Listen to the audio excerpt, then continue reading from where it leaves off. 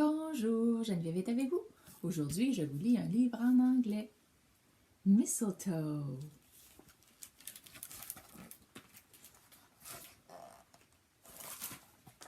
Mistletoe greets the chilly morning. Snow is falling. What a beautiful day. Finally, it feels like Christmas, she thinks. A little bit like today.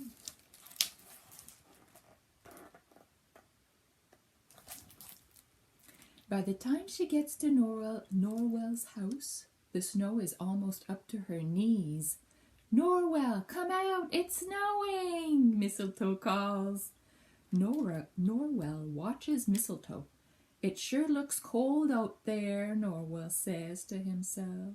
Too cold for this elephant. Il a froid.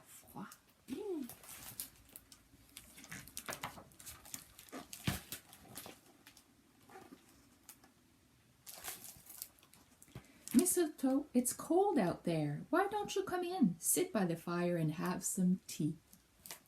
Just a drop for me and a cookie crumb, please, says Mistletoe. And after tea, we can go for a walk in the snow.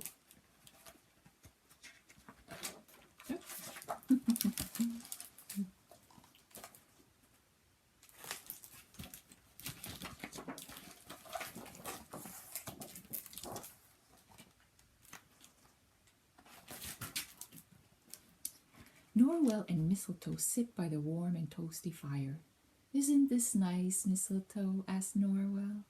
Oh, yes, indeed it is, Mistletoe agrees. But wouldn't it also be nice to take a stroll in the snow?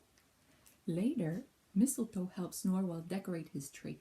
After we top it off with a star, can we go out and catch snowflakes on our tongues? Says Mistletoe. I don't know. Norwell walks to the window. He watches the snow fall. Brrr, he says. It looks even colder out there now, Mistletoe. I think I'll stay home where it's cozy.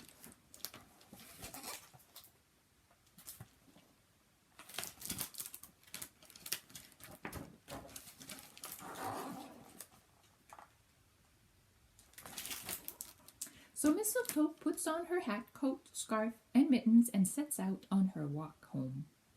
She soon finds herself in a field of snow. As evening approaches, the world turns blue. She stops. She is as quiet and still as she ever has been. Norwell should be here with me to listen to the falling snow, she thinks. Suddenly, she has an idea.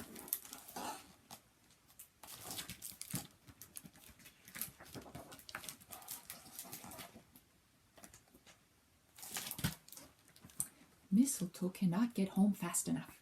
When she gets inside, she tosses off her snow-covered clothes, climbs into her attic, and finds just what she needs.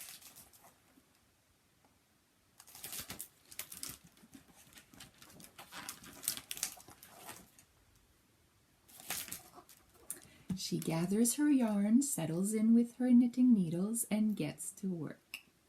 You can never have too much yarn, she says to herself.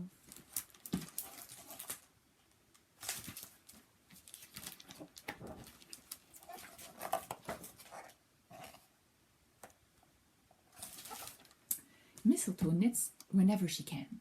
She knits when the sun comes up, and when the sun is down. She knits while she reads. She knits while she makes cookies for Santa. Don't know how that works. She even knits in the bath, which isn't easy.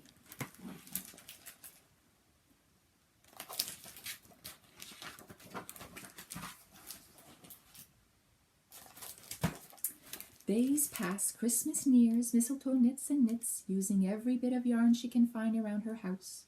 Mistletoe realizes two things. One, sometimes you don't have enough yarn. And two, elephants are big. She stops at her favorite shop and brings home as much yarn as she can.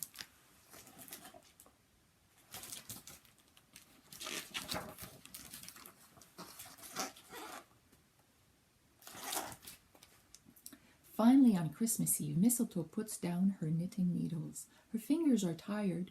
Her work is done. She watches the snow fall outside her window and thinks of Norwell. Ah, Christmas, she smiles.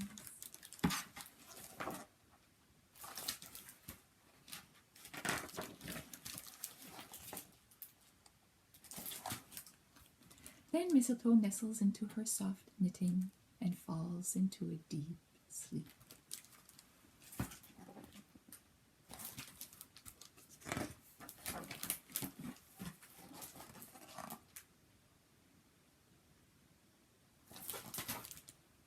The next morning, Mistletoe opens her eyes as the sun fills her living room. Christmas is here! The cookies are gone, and beautifully wrapped gifts have been left under the tree. Thank you, Santa, she calls up to the chimney. Merry Christmas! Opening her presents will have to wait, though, because Mistletoe has other plans. First, she puts on her Christmas dress. Then she carefully folds the gift she has made for Norwell, adds a red ribbon, and squeezes the gift through the front door.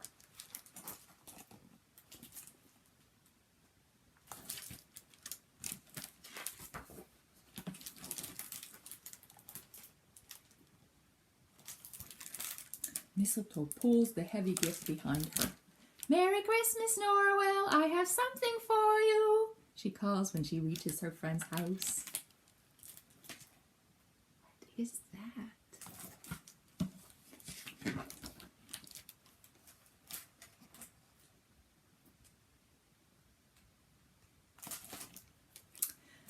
Merry Christmas, Mistletoe, Norwell says. Come in, I have something special for you too.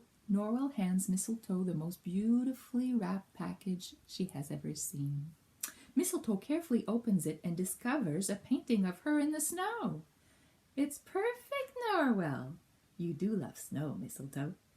Indeed I do.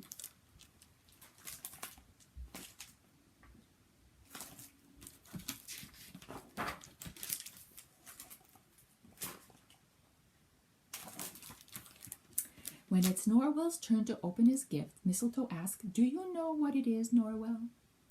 I don't know what it is, but I love it. Oh, Mistletoe, it is so colorful and soft, Norwell exclaims. It will keep you toasty and warm, Mistletoe tells Norwell outside in the snow.